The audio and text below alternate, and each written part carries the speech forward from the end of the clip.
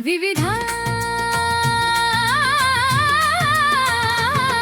विषयों का खजाना लगे रोज सुहाना, ज्ञान का भंडार मनोरंजन अपार। विविधा।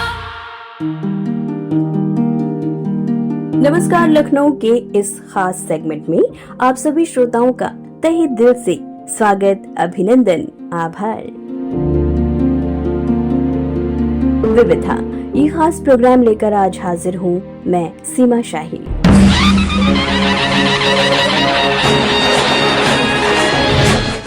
श्रोताओं, आज हम एक ऐसे विषय पर चर्चा करने जा रहे हैं जो पहली दृष्टि में विरोधाभासी प्रतीत होता है, लेकिन इतिहास, समाज और मानव जीवन के अनेक पहलुओं को समझने का अवसर प्रदान करता है। आज का विषय है शांति के लिए युद्ध है जरूरी।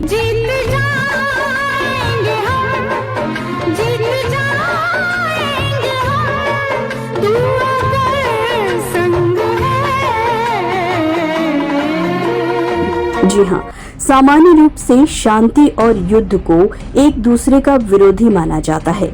शांति का अर्थ है सौहार्द, स्थिरता और सुखद सह अस्तित्व, जबकि युद्ध संघर्ष, टकराव और विनाश का प्रतीक माना जाता है। लेकिन इतिहास के अनेक उदाहरण हमें ये बताते हैं कि कुछ परिस्थितियों में शांति की रक्षा के लिए संघर्ष करना बेहद ही आवश्यक हो जाता है। जब अन्याय बढ़ता है, जब किसी राष्ट्र की स्वतंत्रता पर खतरा मंडराने लगता है, जब मानवाधिकारों का हनन होने लगता है या फिर जब समाज के अत्याचार अपनी सीमा पार कर जाते हैं, तब सिर्फ मौन रहना समाधान नहीं होता। ऐसे समय में अन्याय के विरुद्ध खड़ा होना ही और सत्य की रक्षा करना आवश्यक हो जाता है।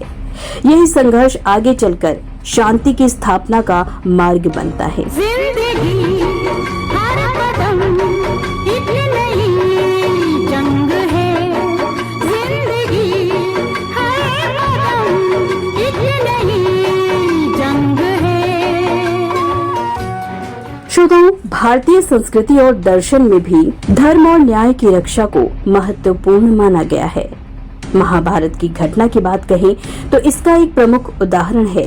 भगवान श्री कृष्ण ने युद्ध को कभी प्राथमिकता नहीं दी, लेकिन जब उन्होंने शांति स्थापित करने के लिए अनेक प्रयास किए और फिर वो सारे प्रयास विफल हो गए और अन्याय का अंत असंभव दिखाई देने लगा, तब धर्म की रक्षा के लिए युद्ध आवश्यक हो गया था। ये युद्ध सत्ता प्राप्ति का साधन नहीं था, बल्कि न्याय और सत्य की स्थापना का माध्यम बन गया था। यही कारण था कि महाभारत का संदेश आज भी हमें यही सिखाता है कि शांति का मूल्य तभी है जब वो न्याय पर आधारित हो। कंधों से मिलते हैं कंधे, कदमों से कदम मिलते हैं, हम चलते हैं जब ऐसे तो दिल दुश्मन के हिलते हैं। दोस्तों, विश्व के इतिहास में भी अनेक ऐसे उदाहरण मिलते हैं जो ये साबित करते हैं कि एक शांति पाने के लिए युद्ध कितना जरूरी हो गया था। जी हाँ, पैगंबर हजरत मोहम्मद साहब के नवासे हजरत इमाम हुसैन ने 680 ईस्वी में जब करबला के मैदान में यजीद की अन्यायपूर्ण सत्ता और अत्याचार के सामने जब झुकने से इनकार कर दिया था, तब मुहर्रम की 10 तारीख को हजरत इमाम हुसैन और उनके साथियों को शहीद कर दिया गया था। यादगारे करबला है ये अलम अब्बास का, आज भी लहरा रहा है ये अलम अब्बास का। अन्याय के खिलाफ लड़ते हुए करबला के मैदान में हजरत इमाम हुसैन के परिवार के अनेक सदस्यों को भी शहीद कर दिया गया था। उन्होंने अपने बलिदान से सत्य और धर्म की रक्षा का अमर संदेश दिया। करबला के मैदान का संदेश हमें हर हाल में सत्य का साथ देने और अन्याय का विरोध करने की प्रेरणा देता है। हुसैन तुमको इबादत सलाम कहती है, ओ हुसैन तुमको इबादत सलाम कहती है। दोस्तों, किसी भी राष्ट्र के लिए उसकी सुरक्षा और संप्रभुता सर्वोपरि होती है। यदि कोई बाहरी शक्ति उसके अस्तित्व को चुनौती देती है तो उसकी रक्षा के लिए संघर्ष करना बेहद ही आवश्यक हो जाता है।